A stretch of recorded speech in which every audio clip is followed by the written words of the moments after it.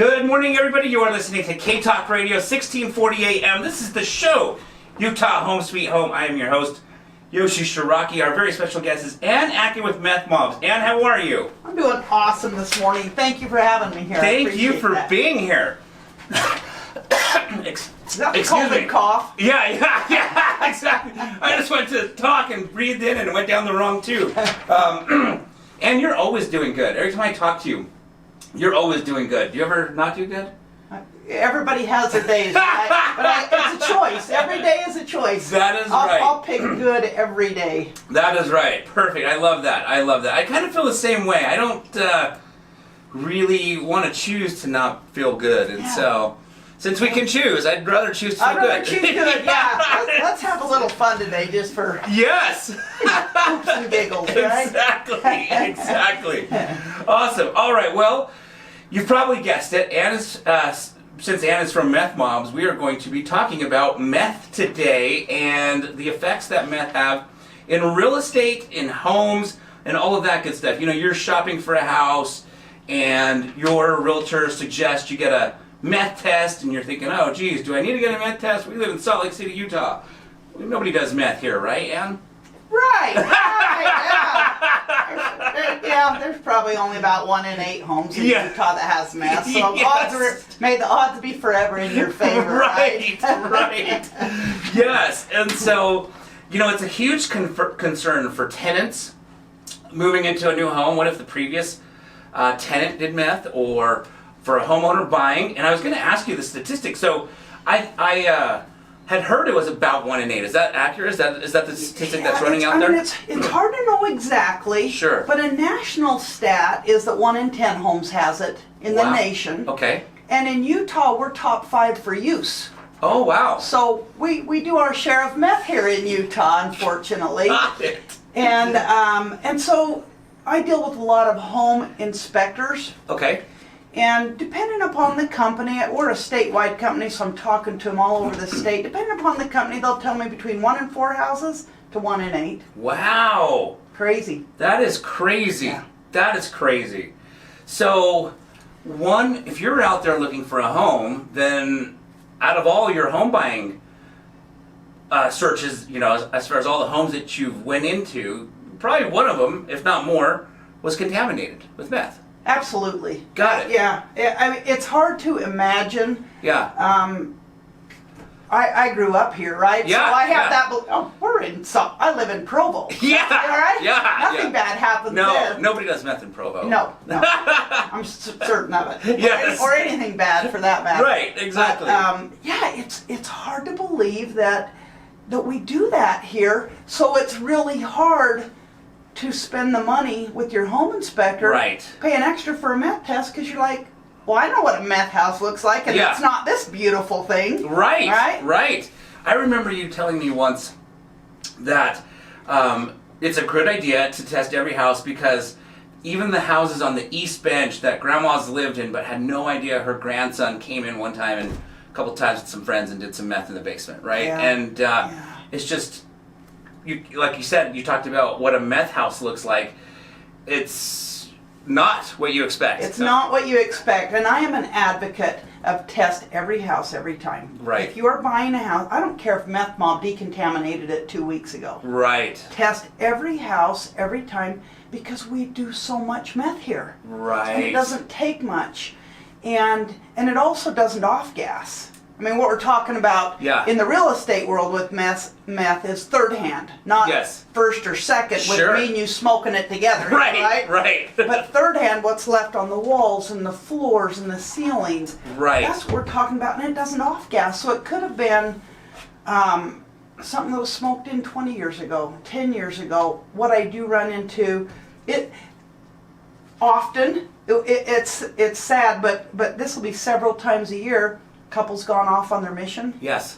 And you know, they'll let whoever comes stay help them out for a couple of years while they're out. Yes. And sure enough, they come back. I do far more beautiful houses than what you and I might think of nasty, hoarder, creepy house. Right. It's not that at all. Wow, that's crazy to think that. I mean, I guess if 1 in 4 or 1 in 8, whatever statistic you go off of, Sure, that's going to be a lot of houses, beautiful, ugly, and everything in between. Everything in between. Wow. Okay. So, can you explain to the listeners a little bit about how the test works? So, like, in case somebody's out there going, "Hey, I should test my house," I rented it out, or I went on a mission and came back, or sure. like, what is a test? How does that process go down? So, a test typically consists of testing 3 areas in a house. Okay. And it's typically done in that due diligence portion when somebody's buying a house, when they've got their home inspector in to check the furnace and the microwave and the, all those things. Yes.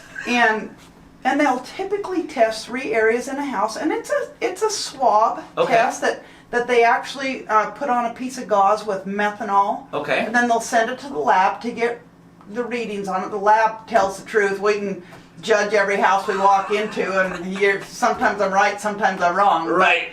But it really is a matter of just swabbing that area that you're doing, wherever it is. Got it.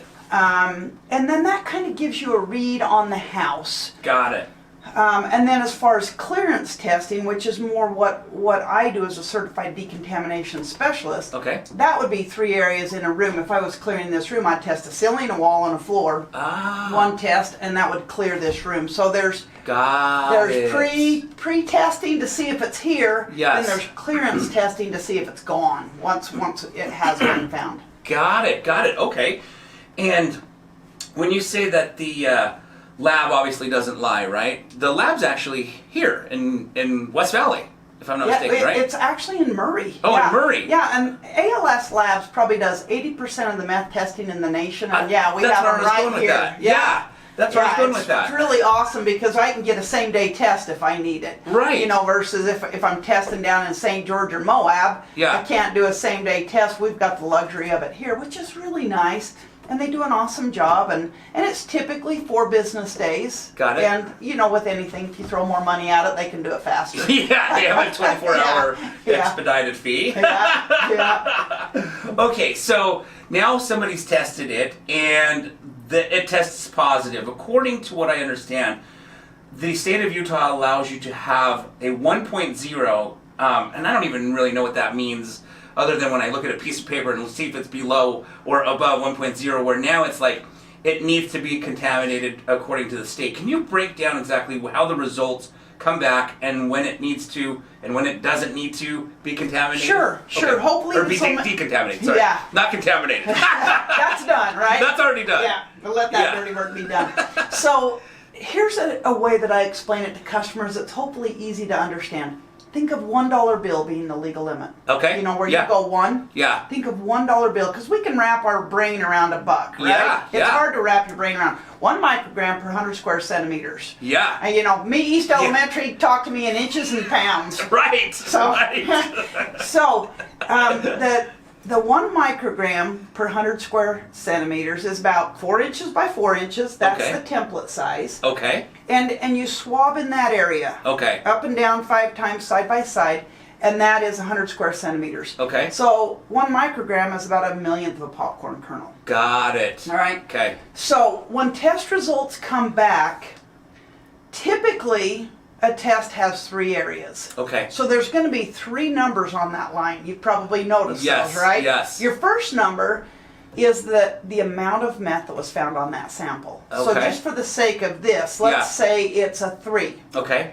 And then the middle number's a 1 because I tested 3 areas. They're going to take my total amount of meth and divide it by 3. Makes sense. And if it was a 3 and I tested 4 areas, that middle number now would be, how many times does 4 go into 3? Yeah. 8, 7.8? Yeah, so like that. Then it'd be like a 0.78 versus a 1.0. So your first number is the actual amount of meth. Okay. The middle number is your legal number. So that has to be under $1. Okay. And then the last number is 0.10, so 10 cents. That's the lowest of the lab test too. Got it. So when you get a higher number, it's easy to go. It's a full decon, right? Right. You get an 8 or a 13 or 100 or whatever. When it gets a little bit more questionable is when that first number's a 1.5 and the middle number's a 0.5. Right. Where you go, well, am I over the limit? Right. Or under? Right. Right. Yeah. So So the legal number is the middle number. Got it. The actual number is the first number. Got it. Okay. Did that create a little more confusion for you? I'm totally confused now, so. Just kidding. $1 bill is your legal limit. Yes. And then if it's under that, it means it's there somewhere in low doses that the state considers safe for an infant. Gotcha. Gotcha. And that's where that was my next question is, so why one? Why is the dollar bill the 1.0 where they say, hey, if it's under this, you're still safe. Right. And over that, it needs to be decontaminated. It's based off of infants? Yeah, a couple things, yeah. And the state health department is the one who's determined this. Okay. And they did their most recent determination, I want to say maybe it's been 3 years, but Okay. 2 years ago. And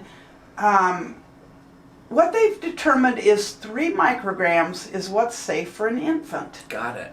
And remember, on my clearance testing, if I'm doing a ceiling, wall, and a floor, and my total number is 3, but my divided has, right? Right. So they don't know if I'm testing 3 areas, if 3 was on the floor or 3 was on the ceiling. Sure. So it's kind of a convoluted way to say where we got to our state standard, Yes. which is 1 microgram. Yes. It's based upon a clearance test consists of 3 areas in a room. Right. And we don't want a 3 to be right down there, because guess who's down on the floor? Yeah, the infant crawling. Yeah, and doing exactly what they should be doing. Of course. Learn how to walk, learn how to crawl. Right. Zero hygiene. Everything goes in their mouth. Yeah. No immune systems, or just growing immune systems. Right. So we want to make sure that it's not anywhere that, I mean, our state law was basically written for an infant. You and I have put all sorts of wacky things in our body, right? Right. Gotcha. Got it. Okay. That's good to know. I never really understood how they came up with that being still safe. It has some contamination, but it's not a lot of contamination, so it's still safe for people. But it's based off of infancy, obviously infants touching the floor constantly. I think it's a little bit kind of like our COVID world. Yeah. Where it's all over the board, right? Sure. Some people That are makes like, oh my sense. gosh, we're all going to die. And Yes. it's the end of the world. And other people are like, oh my hell, grow up, right? Right. And then there's everything in the middle. So meth contamination, I think of like that. Okay. Maybe for most of us, we're fine. Our Utah air might be worse than third-hand meth on some days, right? Right.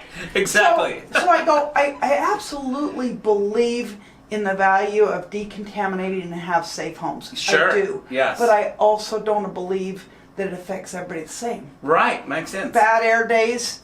Some people are in the hospital because they can't breathe, and then somebody else is out there jogging in it. Right. So we don't all come the same. Exactly. Okay, that makes If total that sense. helps put it in a perspective. Absolutely. I had a gentleman who a meth company a long time ago. He explained it to me like meth is kind of like a peanut butter jar sitting on the counter, in that if somebody who's totally allergic to peanuts went into the room, they'd be fine until they scooped peanut butter and put it in their mouth. He says it's kind of the same with the walls. He goes, unless you're licking the walls, you're probably fine, not necessarily, as far as the effects of meth, which then makes more sense that, who licks the walls? But infants do, the floor at least. Right? Is that accurate or not really? It's pretty accurate, because what happens when somebody's smoking meth, imagine that vapor just going wherever it goes. So some will land here, at the walls. Yeah. And then in that vapor, it goes back into its original crystal meth form, just baby format. So that vapor lands. Okay. And then it sticks to the oily surface that we live in. Got it. Right? I mean, if I have my dirty handprint and I put it on your wall and I pull my hand back, my dirty handprint will be there. Yeah. That's the oily surface holding the dirt out of my hands. Right. So, is that my dirty handprint going to jump on you? No. No. Right. Makes sense. But you probably don't want to go do that and lick your kid, right? So I think the risk can be relatively low, because if you're not touching anything, you're fine. But look at us here. Yeah, touching everything. Yeah, and then we have immune systems that are built up. Yeah. That you can consider the most contaminated portion in any house, the carpets. Got it. Yeah. Who's down there? Yeah, the babies. Yeah. Yeah. It's too hard for me to get up, right? I'm not getting down. Yeah. It's like, but they're down there in the most contaminated, doing exactly what they should be doing. Right, touching. And Putting in and their so mouth. then they don't even have to lick the walls. Yeah. Give them a banana to peel. Yeah. They're not going to wash their hands before they eat it. Exactly. They're not going to wash their hands, period. They only need a bath once a week when you beg them, right? Exactly. I go, that's the way kids are. Right. That's all. Yeah, okay. Wow, that helped me a lot. That really makes sense. So, I have heard that the best place to test for meth is the return air, because if somebody is smoking it, then it's getting sucked into the ductwork. Is that accurate, or? I think it's accurate. It's not inclusive of everything, right? Okay. So here's what happens in a forced air furnace home. Yeah. Most of our houses in Utah are forced air. Yes. If it's radiant heat, all bets are off, right? Yeah. But forced air, that cold air returns sucking 70% of the air in that house. So when it's on, it's tattletelling on every room in the house. Oh, right? yeah. So if a house has central air from the date it's built, it's a really great place because it's tattletelling 12 months of the year. Right. If it's furnace only, it's only tattletelling 6 months of the year. So it's a really good high percentage place to go, but it shouldn't be the only place. Got it. If that makes sense. Absolutely. I never even thought of that. I was just like, yeah, it's kind of a tattletale. Yeah. That's right. Okay. So now people are out there, they're looking to purchase a home. Can you share because as a real estate agent, I have suggested to some clients, you may want to consider these steps of due diligence. And I've had clients that are like, I don't even want to do a home inspection, Yoshi, because it's $400. You really think I should do a home inspection? I'm like, yes, I really think you should do a home inspection. We didn't see everything that was in the attic, behind the walls. Right. And so then you're bringing up all these different things for them to consider, and all of a sudden now this due diligence period is getting expensive. Yes. And so they start pushing back, like, the meth test. That house doesn't look like it has meth. That's a beautiful house. It's not that expensive to have a little bit of reassurance to sleep at night. Do you mind sharing what that looks like? I think of it like car insurance. Yes. You ever not want to have car insurance on your car? All the time, yes. Yeah. But you never want to collect on it. Right. Yeah, so I think of that, and I get where you're coming from, because in Utah in general, and I say this with total love, I am Utah my whole life long, raised right by my mama, good old pioneer heritage. We're cheap. Right. We're cheap here. We're do-it-yourself everything. Yes. Yeah, and it's like my brother did construction, I'll have him come over and look at it. So yeah, it is tough, and if somebody's walked away from their first house after they've dropped $800 on a home inspection, sewer line, meth, mold, radon, and now you're taking them to home number 2, and it's like, holy crap, Yoshi, how many times do I got to drop $800 to find the perfect house? Exactly. And so I'm a huge fan of home inspectors. Yes. Huge. Because I think they give us a great game plan for, okay, what's urgent in the next 30 days? What's our 1-year game plan? What's coming up in 5 years? And what's coming up in 10 years? I agree. You're spending $2, $3, $4, $1 million on a house or more. Yeah. Why on earth wouldn't you spend $600, $700, $800? It's, in my mind, I'm like, it's a no-brainer. Right. Having said that, I've also been on the other side where I've had a home inspection and the inspector went, you want meth, mold, and radon? I'm like, are you kidding me? I know what a meth house. And this was before I started Meth Mob, right? Yeah. And I'm like, I'm not spending that kind of money. Yeah. And so I get it where it's hard to spend that money, but if you don't do a home inspection and you have a water heater, $1,000, $1,500. Right. You miss meth, $5, $10, $15, $20 grand. You miss a sewer line inspection, $5, $10, $15 grand. There's a couple things in home inspections you don't want to miss. Right. And I say that because literally every week at Meth Mob, I have people that I'm decontaminating their houses that they bought the problem. Most people figure out where their meth has come from. Yeah. And in most cases they know after they do the mental gymnastics backwards. Yes. But in some cases it is flat out, there is no way, but you know what? I didn't do a meth test 5 years ago and I bought it. Those break my heart. Yeah. Because I'm like, they just didn't know. That's why I love your informational show. It's like, if we know better, we can do better. If we don't know, we don't know. Exactly. Yeah, okay, very cool. Now, here's a random question. So being in real estate, I fix and flip houses, landlord, real estate agent. Yep. I buy houses, right? And so we'll test them for meth because we need to know if we need to get them clean before we put them back on the market. Yep. I was once chatting with a recovering meth. He did it. I know he was an ad. I don't think he was an ad, but he did meth. A user. Thank you. A recovering meth user, and because he had children, he never smoked it in the house because he didn't want to expose them to it. But he smoked it in the car all the time. He says that was where I went to do it. And then he chuckled and he's like, "Gosh, I didn't even think about this." But he goes, "I actually sold that car." I was like, "Oh gosh!" And that's where you did it all the time. So, do you ever get called to decontaminate automobiles? Yeah. You do? Yeah. Okay. I've got my team finishing up one today, in fact. Really? Yeah. Stolen cars, test them. Got it. Test them. Gotcha. Okay. Yeah. I would have never even thought to test a car until he told me that. I was like, yeah. I know. The things I've learned about meth in the last 5 years, too. I'm like, who knew? Seriously. And I think you touched on the carpet earlier. I wanted to share with the listeners in case they missed that. But just from my experience and your education in the past, when a house tests for meth, correct me if I'm wrong, anything that's porous, carpets, curtains, sofas, have to be disposed of, right? And then the hard surfaces are what you decontaminate. Correct. So, so carpet obviously being porous, then of course that's where the baby's crawling, and then they put their hands in their mouth. With automobiles, I'm trying to just think here, like, is a leather sofa or a leather seat considered porous? Do you get to salvage those, or are you taking those seats out of the car? They're porous. Okay. There is a lot of porous in there. Okay, that's what I thought. A lot of porous.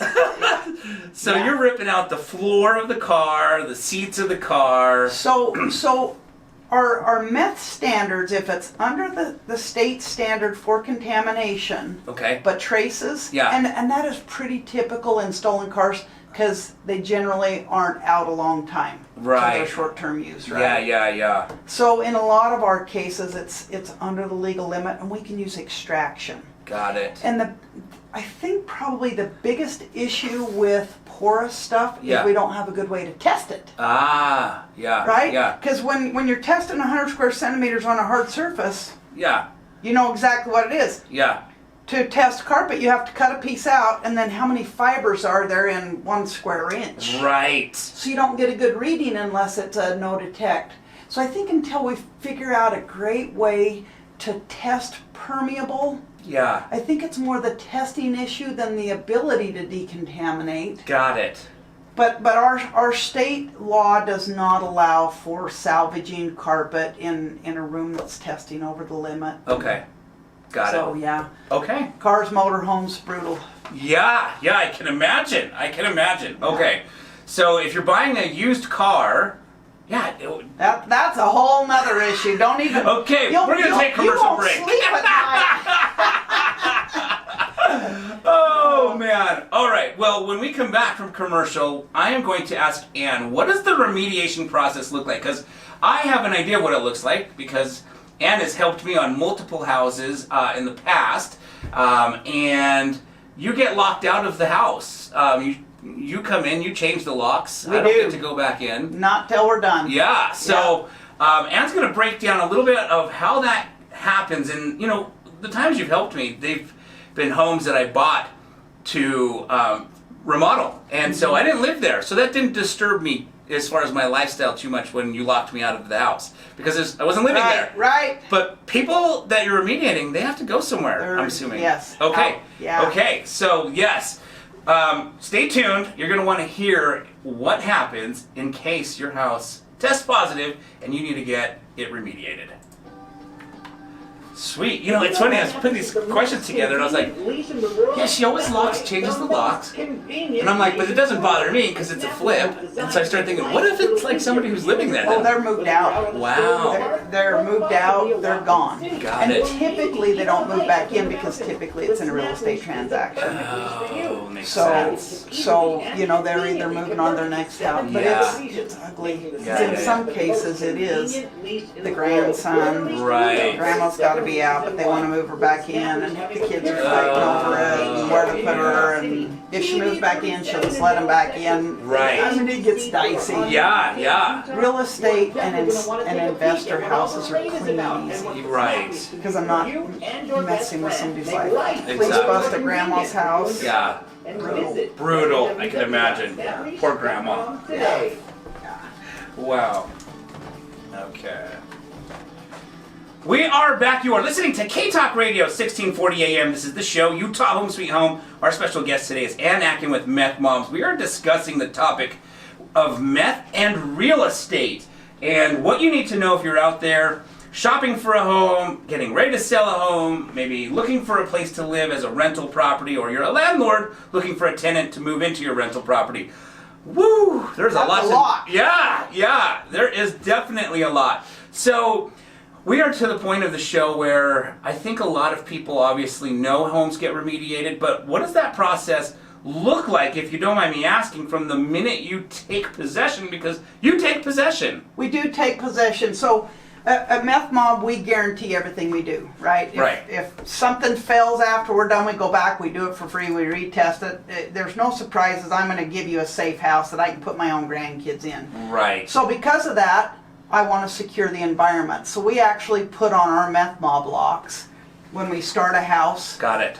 And then we don't change those locks back and give it back to you until we get our test results back. Gotcha. So in some health departments in the state, they actually tag the house out for it's off limits as an unsafe environment. Right.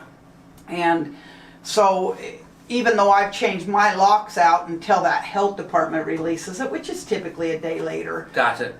But yeah, we control the environment in there. We don't want anybody in there, and it's the pits when there's a whole life in there, when there's 90 years or 80 years of life with somebody's stuff in there, and grandma and grandpa have to move out, or it's painful. It can be painful. How's that? I can imagine. Yes. So as I was mentioning, the homes that I'm purchasing, I don't live in them. So when you take possession of it, it doesn't really affect me because I'm not going to that house anyway. I'm going home. Right. But I just can't imagine, like you're talking about, let's say a homeowner who's occupying the home, all of a sudden they realize they have to now move out and find a place to live while you're decontaminating. How long is that process of decontamination usually for a scenario like that? To get it completed, it's about a 2-week process. So we're in there a week. Gotcha. Day one, we call it our dry day. That's where we go hook up a great big HEPA vacuum to the furnace, and we're sucking out all the registers, the runs, the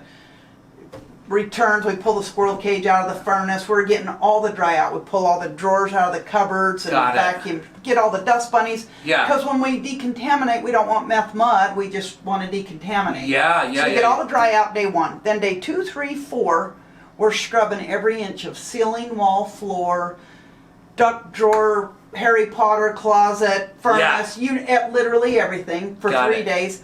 And then on the 5th business day, we're rinsing everything down with fresh rinse water. Oh. So it's almost like scraping your plate on Monday, washing on Tuesday, washing on Wednesday, washing on Thursday, fresh rinse water on Friday. Got it. So then week 2 now, we're in 2, we'll test with the health department, and then it's 4 business days to get the test results back. So we're in there a week, but it's really a 2-week process to get it completed. Got it.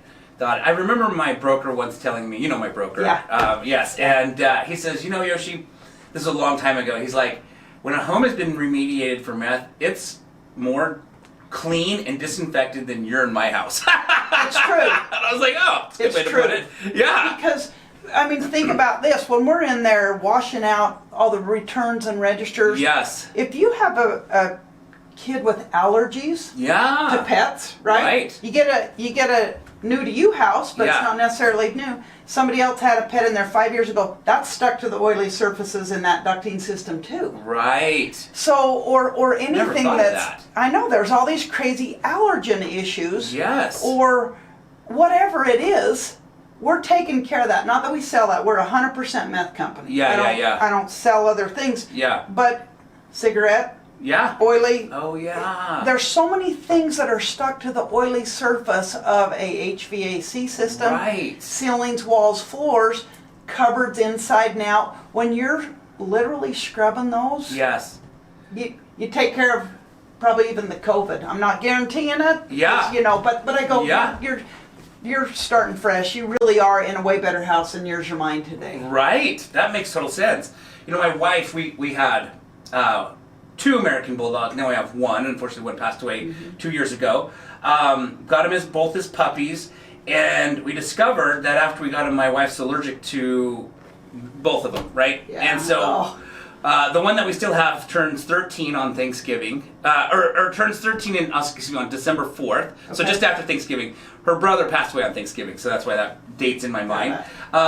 So for 13 years, she has lived with being allergic to our dogs, right? And so that, I never even thought of that, like getting a house, obviously for allergen reasons, disinfected, cleaned. Wow, very cool. There's a lot of pluses. It's not necessarily a negative thing when your home inspector says there's meth in this house. Sure. Because guess what? You really, you should stay in the deal. I'm a fan of keeping the deal together. But stay in it because guess what? You're going to pick your own carpet. Yeah. You're going to have a way better house than you looked at. Right. Absolutely. Because, the carpet's going to go. Yeah. The seller's hating it typically. Yes. But you are walking into a much safer house in a lot of ways. Right.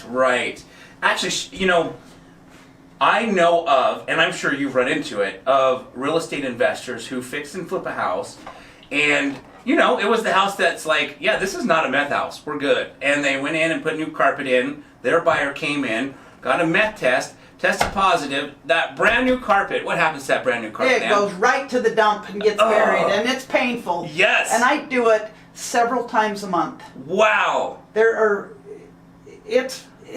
I hate that part of my job when I go, I'm throwing away probably perfectly good carpet. Yes. But you don't know what's been contaminated, and some people just don't know any better. It is so easy to go, look, Grandma's passed on and we need to handle the estate and the market's hot. If we put 10 grand into the house, we're going to get 30,000 more right on an offer. So people paint and put carpet in, put up for sale, a home inspector comes in, and that meth isn't going away. Right. It's got to be decontaminated or it's going to be there. So then it's found, and then I throw away brand new carpet. And it's painful. It's painful. Yeah. Absolutely. Because the buyer's like, I don't know if that carpet's new, and then the seller's like, no, here's the receipt, I promise. And they're like, I don't care, I want this house decontaminated. That's exactly what it is. Yeah. It's exactly what it is. The buyer gets to have that assurance, and the seller's like, pretty sure it didn't happen on my watch. Right. Yeah, but you didn't even know it was on your watch, right? So it doesn't mean they don't have credibility, it's just the unknown. Right, that makes sense. Okay. And where can our listeners find you? Do you have a website, phone number, in case they want to get more information in regards to any of these things? Sure. It's an easy website. Okay. www.methmob.com. There you go. Okay. Yeah. And what else? Our phone number? 801? Yeah. 318. Perfect. 1583. Okay. And we even answer the phone call on weekends. So, nice. That's... Most people that have to call us and get in touch with us are not having a good day. Yeah, how's that? I can imagine. So we're available. Got it. Okay. Do you have social media?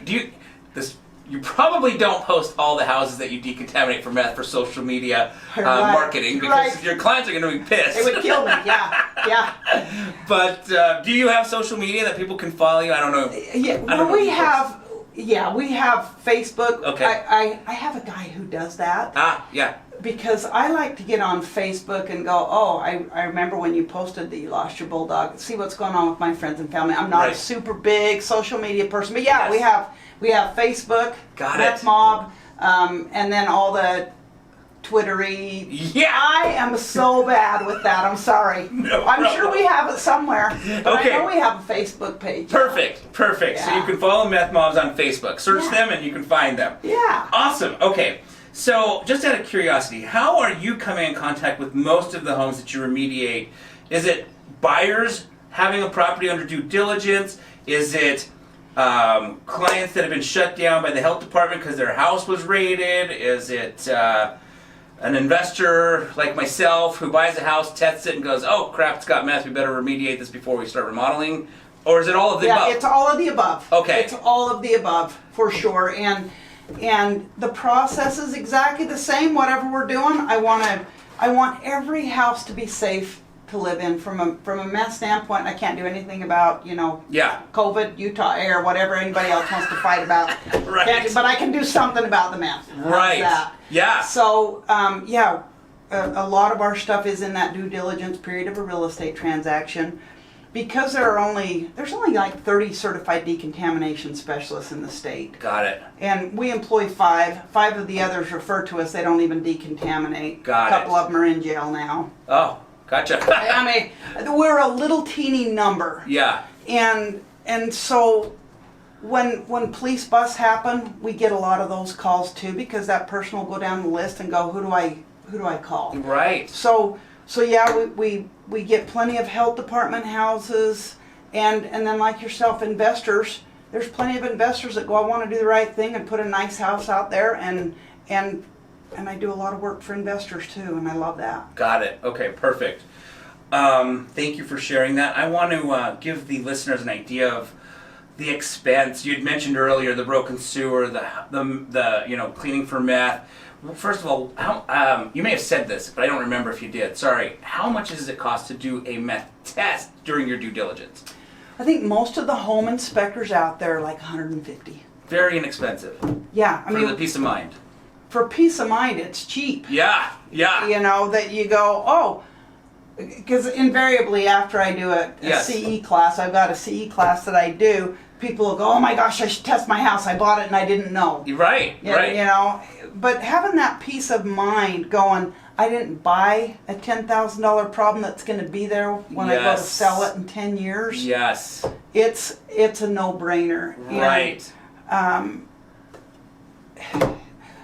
I prefer home inspectors that know what they're doing to do the pre-test, because it's a little less creepy than when I go out and go, oh, Yoshi, your house is positive, but by the way, my company cleans it up, right? Right. I look like an ambulance chaser. Right, right. But I've trained a lot of home inspectors on how to do it properly, too. Got it. So if they're doing it with the home inspection, I would bet you a lot of them are even a little bit less than that. But, man, to know you haven't bought a problem. Oh, yeah. It's a no-brainer. A no-brainer. So about $150 to test it, and if you think, I'm going to save on that $150 because those buyers are like $800 into it and they're due diligence, right? They're $400 on the home inspector, and then they get radon, and then they do a sewer scope, and now they're doing a meth test in this beautiful house. That $150, let's pass on it. But if you don't, and then it tests positive for meth later, as you mentioned, it could be a $10,000 remediation problem.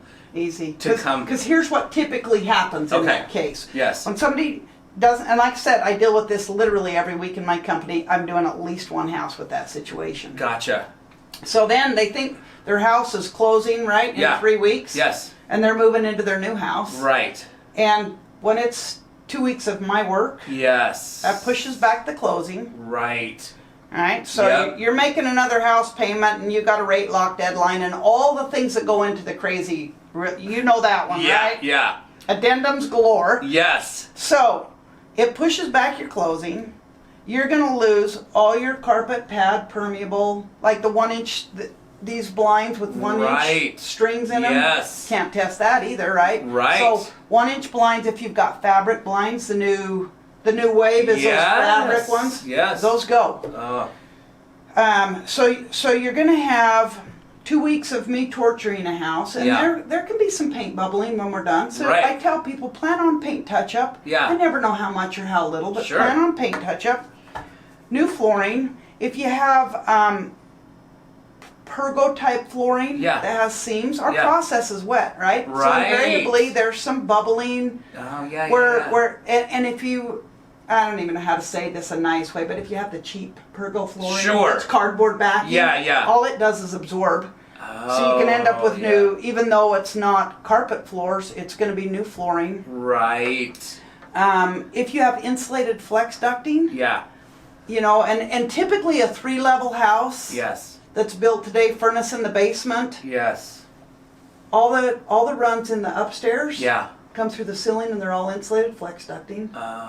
So I pull that out and kindly send it to the dump because we have to send whips through it, right? Right.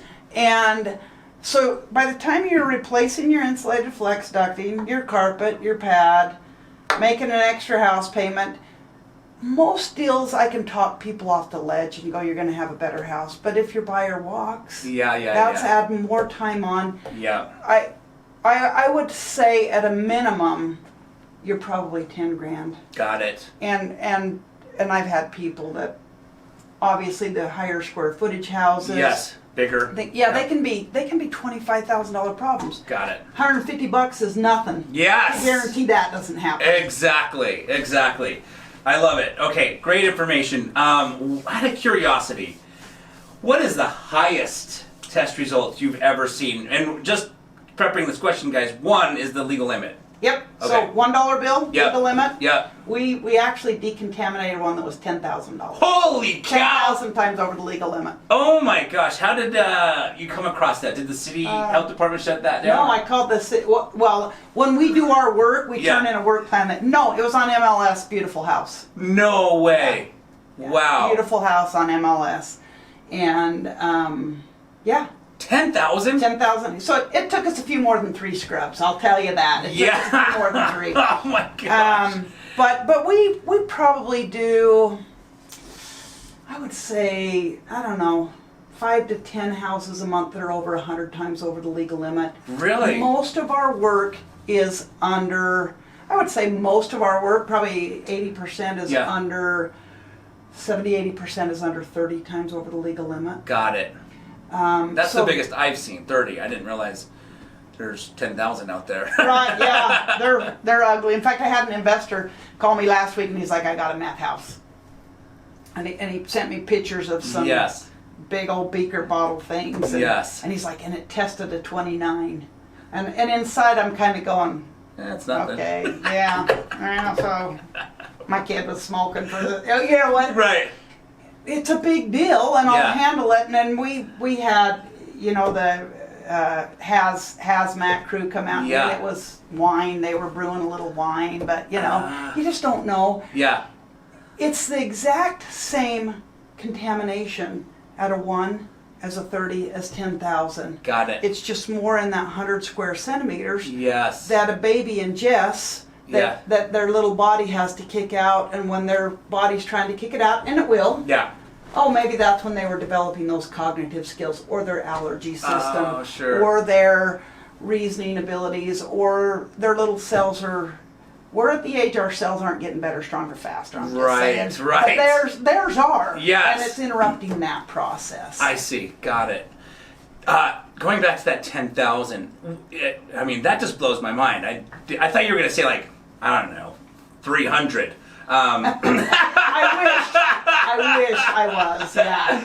Is that, sorry, just a completely stupid question probably, is that because they made meth, or is that just a lot of usage? I would say that is a cooking number. That's a cooking number, yeah. Okay. We don't see many meth labs in Utah right now. It's just too hard to get your hands on precursor chemicals. Gotcha. And in fact, in Utah County, there was you can Google it. It's, out in Payson, there was a storage unit meth lab just a couple of weeks ago. Really? Right? Wow. So they called us and we went out and tested it, and tested the one and we didn't see any evidence of meth lab stuff. Yeah. And we tested the storage units on either side, and everything's under the legal limit, and they're finding meth lab. We just use it. Right. It's like no one had to do an oil change on your car and actually doing it. Right. Who does that? You go to Jiffy Lube, or you go to Larry Mill, wherever you get your oil changed. Yes. You do that. You don't do it yourself, and it's smoking that's contaminating our houses, and even a 29 is just a lot of recreational use. Gotcha. But I would say a 10,000 was definitely a cooking number. Got it. If I got a 300 in a 5,000 square foot home, I would say cooking. Okay. Gotcha. If I get a 300 in a 600 square foot apartment where somebody's been living for 10 years, I go, they're going to die young. Right. Right. They're using it a lot. Yes, yes.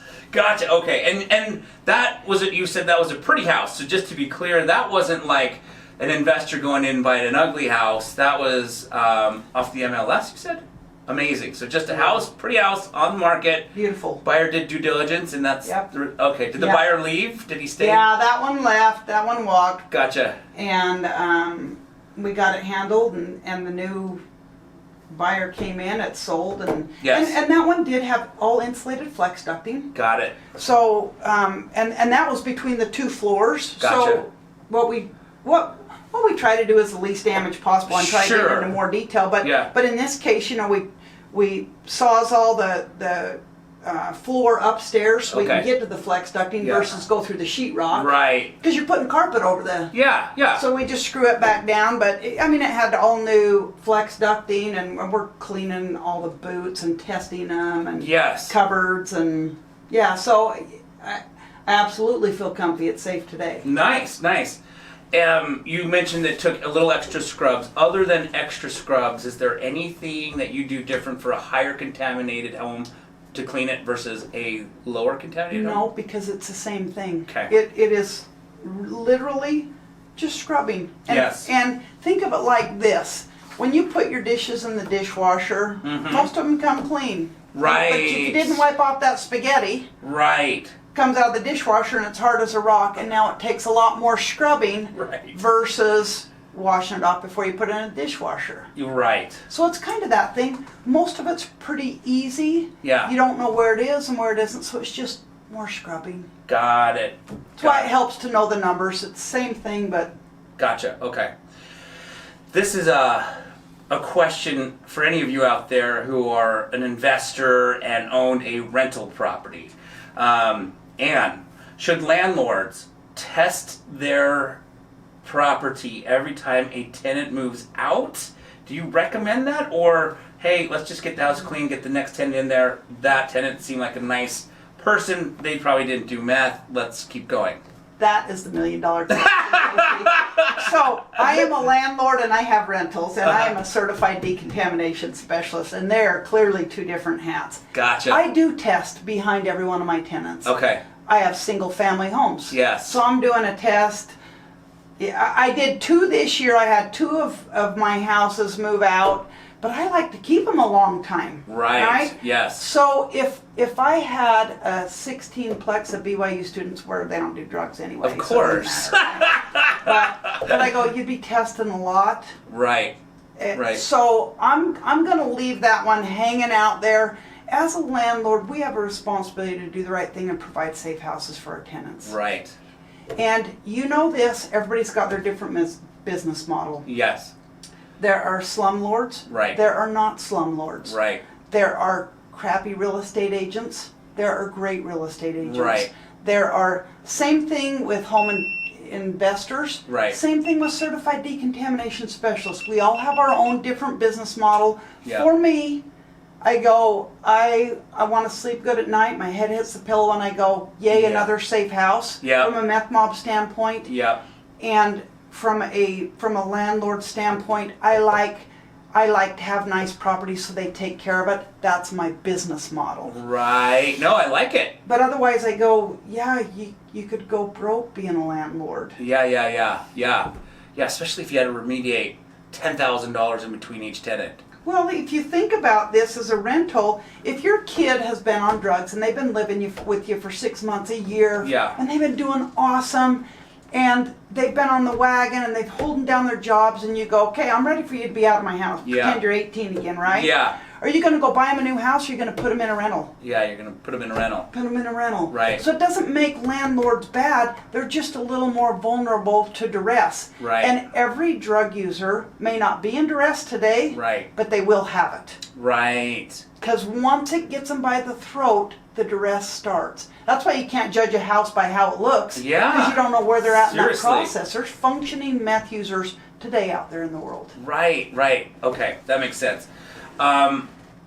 Let's chat about now. This might be more of a medical question. We talked about how COVID's affecting people differently. We talked about how the Utah air, one person's barely breathing and in the hospital, the next guy's jogging in it, right? What have you seen or know of as health challenges to, let's say, not infants, but grown-ups? I've seen the news shows where they're interviewing a lady who, it was not Utah, but it was a meth story that intrigued me. And the problem was the previous tenant, she was a renter, had smoked meth, and obviously she's now living in this house and is suffering from something. I don't even remember the story very well. What do you see the health challenges are for like adults that, might have bought a home that had meth or moving into a rental that has had contamination? I think you brought up a good analogy earlier, and I tell people this all the time. Think of it like a peanut allergy. Yeah. For most of us, we're going to be fine. For some, it's deadly or dangerous. Got it. And I go, I don't even think twice about peanut butter in my house, because guess what? None of my 22 grandkids, none of my kids, we don't care. We Costco pecans are a staple in my truck. I don't think twice about nuts. Right. But some people, it's life and death. Got it. And so Utah Health Department has a website where they've got some issues, and there's a laundry list of things they believe third-hand meth can contribute to. And I will tell you, I don't believe it affects us all differently. Got it. Some people that smoke their whole life never get cancer. Yeah. And then we know people that have lung cancer that have never smoked a day in their life. Right. So put third-hand meth in that same category. Yeah. It's not going to treat us all the same. I have some real estate agents that go, I know when I'm in a meth house, my face will start itching, I start sneezing, I know it. Right. And maybe they do. Right. I don't. I judge every house I test. Yeah. And I'm like, oh, the nice ones that are beautiful. I'm like, no way, right? Because that's my Aunt Atkin beliefs. Right. And it comes back hot, and I'm like, are you kidding me? And then I go into Slumsville, and I think for sure, because those are my beliefs. Right. And then I come back from a nasty hoarder house, and it's a no detect. I'm like, did I do something wrong? So there's no method to the madness, and it's not going to affect us all the same. I trust the health department. I trust there's issues. Yeah. I don't believe it's a big bad boogeyman. Nobody's getting out alive, right? Right. Nobody's getting out alive, but I do trust I can take care of the ones that are down there. Yes. That I can do something about. Right. You and I are going to drink. If there's anybody listening from Provo, I'll deny it. Yeah. Not that there's been any coffee flowing in Provo, but I go, we're putting stuff in our bodies. For most of us, we're tough. Yeah. For most, they probably go, I don't particularly want to get COVID, but if I do, I'm going to get over it. Yeah. And for some, it'll take out. I trust that. I trust meth is right there with the COVID. Got it. With the peanut allergies. Yep. Don't expect to walk into a house and go, yep, I know this one, I'm itching. Right. I just don't think it's Yeah. Exactly. like that. Yeah. I know that's a horrible answer. That's just my truthiest. Yes. That is a terrible word. That's the best answer I've got, truthiest. Yeah. It's a Provo word. Okay. Provo word, truthiest. Truthiest. Yeah. Wonderful. Excellent. Well, Ann, we have come to the end of our show. Thank you so much for sharing all of your wisdom with our listeners. Especially the ones out there, that are shopping for a home. We've now come to the conclusion that it is necessary to spend that. Yeah, it's a no-brainer. Test every time. And thank you for letting me come on and share this information, because I think so many people just don't know why they should drop $150. Right. They get asked so much, and you get money fatigued in a real estate transaction. This is one you don't. Yes. You just pay the money just up pay the front money. to your home inspector. Yep. Just do it. Totally worth it. Okay. Yeah. And then if you find yourself in a situation where you need remediation, www.methmobs.com. No S. Methmob. Yep, methmob.com. 801-318-1583. We'll answer our phones and we'll help you. And you can call on anything. It doesn't have to be over the limit, under the limit. Most people just want information, and a lot of stuff doesn't need to be decontaminated, but somebody needs some information so they can sleep at night. Got it. Wonderful. Thank you. All right. Well, thank you, Ann. I appreciate you joining me. Yeah, thank you. I appreciate you, Yoshi. Awesome. And thanks for doing your best as an investor, too. I appreciate I love that. dealing with investors that do the right thing. Thank you so much. I appreciate that. Yeah. Wonderful. Well, guys, you've been listening to K Talk Radio 1640 AM, the show Utah Home Sweet Home. I'm your host, Yoshi Shiraki. Our guest today was Ann Atkin, and I hope all of you have a spectacular rest of the weekend.